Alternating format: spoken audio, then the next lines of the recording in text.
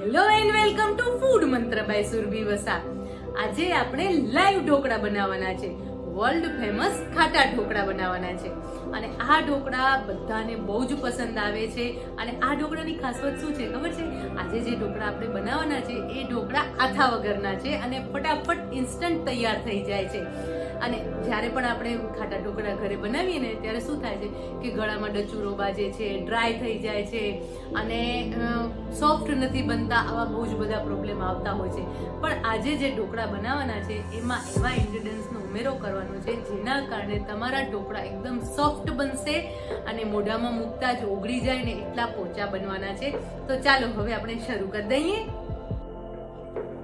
Live dhokla માટેનું ખીરું તૈયાર કરી લઈશું.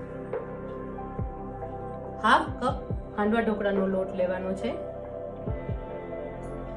અત્યારે આપણે ઇન્સ્ટન્ટ બનાવી રહ્યા છીએ લાઈવ ઢોકળા. જે લાઈવ ઢોકળા તમે લગ્ન પ્રસંગમાં ખાતા હો છો એવા જ લાઈવ ઢોકળા ઘરે બનશે.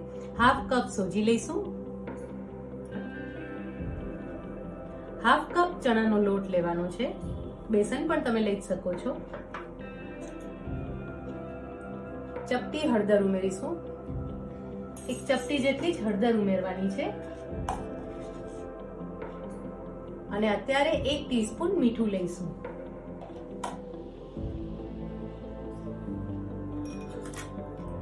હાફ કપ છાશ લઈશું. થોડી ખટાશ પડતી છાશ લેવાની છે.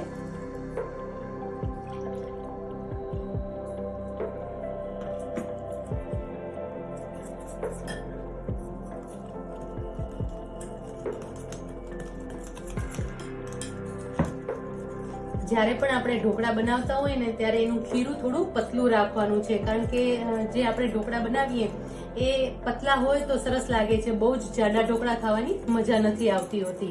અને બારે જ્યારે આપણે લગ્ન પ્રસંગમાં જતા હોય ને ત્યાં જે લાઈવ ઢોકળા હોય છે એ એકદમ સરસ પતલા હોય છે અને એનો સ્વાદ પણ બહુ જ સરસ લાગે છે. ખીરું તૈયાર થઈ ગયું છે. હવે આ ખીરુંને લગભગ અડધો થી પોણો કલાક માટે આપણે રેસ્ટ આપી દઈશું, જેથી કરીને જે સોજી છે એ સરસ રીતે ફૂલી જશે. હાંડવા ઢોકળાનો લોટ ઉમેરેલો છે એ પણ સરસ રીતે અંદર મિક્સ થઈ જશે અને પછી આપણે મસ્ત મજાના ઢોકળા બનાવી લઈશું. તો હવે આ ખીરું જે છે એને આપણે રેસ્ટ આપી દઈશું. ખીરુંને આપણે રેસ્ટ આપી દીધો છે. હવે બાકીના ઇન્ગ્રેડિયન્ટ્સ આપણે ઉમેરી લઈશું. 1 ચમચી લીલા મરચા ઉમેરી લઈશું.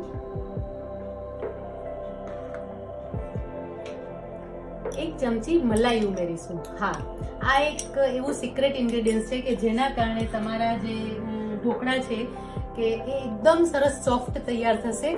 અને જે ડચુરો આવે છે ને, ઘણીવાર આપણે ઢોકળા ખાતા હોય ને ત્યારે 1-2 પીસ ખાઈએ પછી એવું થાય કે ના, ગળામાં ડચુરો બાજે છે.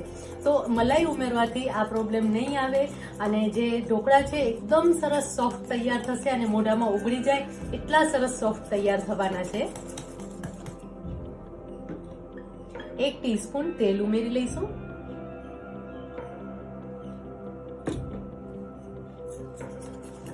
બરાબર મિક્સ કરી લેવાનું છે.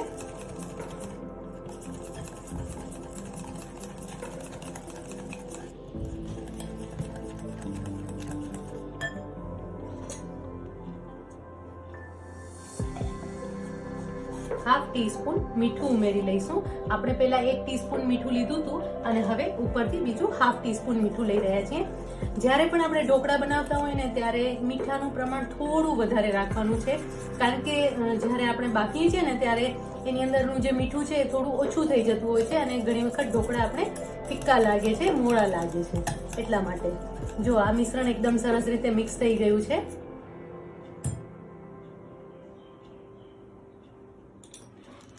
હવે આપણે એની અંદર ફ્રૂટ સોલ્ટ ઉમેરી લઈશું. તમે સોડા પણ ઉમેરી શકો છો અને ફ્રૂટ સોલ્ટ પણ ઉમેરી શકો છો. હું અત્યારે ફ્રૂટ સોલ્ટ ઉમેરી રહી છું. લગભગ અડધી ટીસ્પૂન જેટલું હું ફ્રૂટ સોલ્ટ લઈ રહી છું. જો તમે સોડા ઉમેરતા હો તો હાફ ટીસ્પૂન સોડા લેવાના છે. અને જ્યારે સોડા ઉમેરતા હો ત્યારે તેલ અને પાણી બંનેનું મિક્સ કરી લેવાનું છે. એટલે કે 1 ટેબલસ્પૂન તેલ અને 1 ટેબલસ્પૂન પાણી લેવાનું છે અને એ બંનેને ગરમ કરી અને એની અંદર સોડા ઉમેરવાના છે. અને જ્યારે તમે સોડા ઉમેરતા હો તો આપણે જે અગાઉથી તેલ ઉમેર્યું એ તેલ એની અંદર નથી ઉમેરવાનું. જો આ રીતે સરસ રીતે મિક્સ કરી લેવાનું છે અને તમે જોઈ શકો છો કે જે ખીરું છે એ સરસ ફૂલી ગયું છે.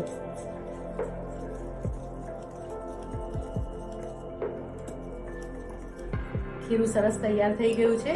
હવે એને આપણે થાળીમાં લઈ લેવાનું છે. હવે જે તૈયાર થયેલું ખીરું છે એ આપણે થાળીમાં લઈ લઈશું. થાળીને મેં પહેલેથી ગ્રીસ કરી લીધી છે અને જે સ્ટીમર છે એને પણ મેં ગરમ કરી લીધો છે, જેથી કરીને જે ઢોકળા છે એ તરત જ બફાવા લાગે. એટલે હવે આપણે એમાં ખીરું લઈ લઈશું અને તમે જોઈ શકો છો કે ખીરું છે એનો કલર એકદમ સરસ આવી ગયો છે. એનું કારણ છે કે આપણે એની અંદર હળદર ઉમેરી હતી અને ખાસ ધ્યાન રાખવાનું છે કે હળદર પહેલા જ ઉમેરવાની છે. જો હળદર તમે પછી ઉમેરશો ને તો સોડાને કારણે એનો કલર લાલ થઈ જશે. એટલે હળદર જે છે એ આપણે પહેલા જ્યારે ખીરું બનાવતા હોઈએ ત્યારે જ ઉમેરી લેવાની છે. જ્યારે એમાં સોડા કે ફ્રૂટ સોલ્ટ ઉમેરો ત્યારે હળદર નથી ઉમેરવાની. આ રીતે થાળીને સરસ રીતે ફેલાવી દેવાની છે થાળીમાં ખીરું. હવે ઉપરથી લાલ મરચું પાવડર છાંટી લઈશું.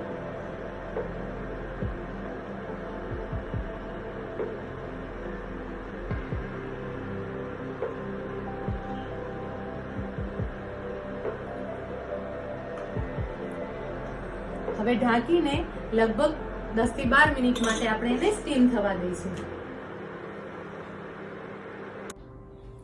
તમે જોઈ શકો છો કે મસ્ત ઢોકળા તૈયાર થઈ ગયા છે. હવે એના પર 1 ટીસ્પૂન તેલ રેડી લઈશું.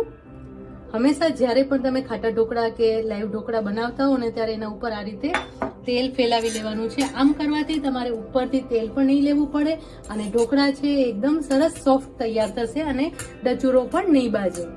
આ રીતે પ્રોપરલી મિક્સ કરી લઈશું. હવે એને કટ કરી લેવાના છે. એકદમ સોફ્ટ ઢોકળા તૈયાર થયા છે. લાઈવ ઢોકળા જે આપણે લગ્ન પ્રસંગમાં ખાતા હોઈએ છીએ ને એવા જ ઢોકળા અત્યારે તૈયાર થયા છે. એને કટ કરતી વખતે પણ હંમેશા ધ્યાન રાખવાનું છે કે આ રીતે તાવીથો લઈ અને પછી આ રીતે કટ કરવાના છે. તમે જો આમ સીધે સીધા આવી રીતે કટ કરશો ને તો ઢોકળાની ધાર તૂટી જશે અને એનો શેપ સરસ નહીં મળે.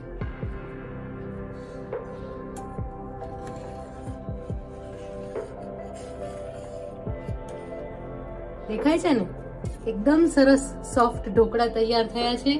અને જો કેટલી જાડી પડી છે ને, બહુ જ સોફ્ટ તૈયાર થયા છે ઢોકળા. જો હું તમને તોડીને બતાવું,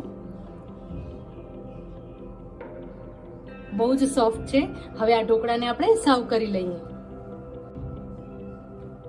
ગરમા ગરમ ઢોકળા આપણે સર્વ કરી લઈએ.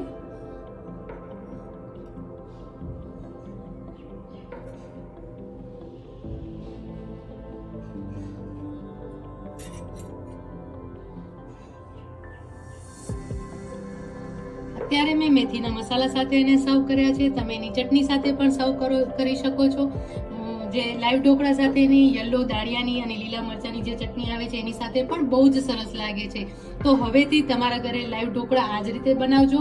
એકદમ ઝડપથી તૈયાર પણ થઈ જશે અને એકદમ ટેસ્ટી લાગશે. તો તૈયાર છે લાઈવ ઢોકળા. આવી જ નવી વાનગીઓ સાથે, નવી વાતો સાથે ફરી આપણે મળતા રહીશું. ત્યાં સુધી બાય બાય.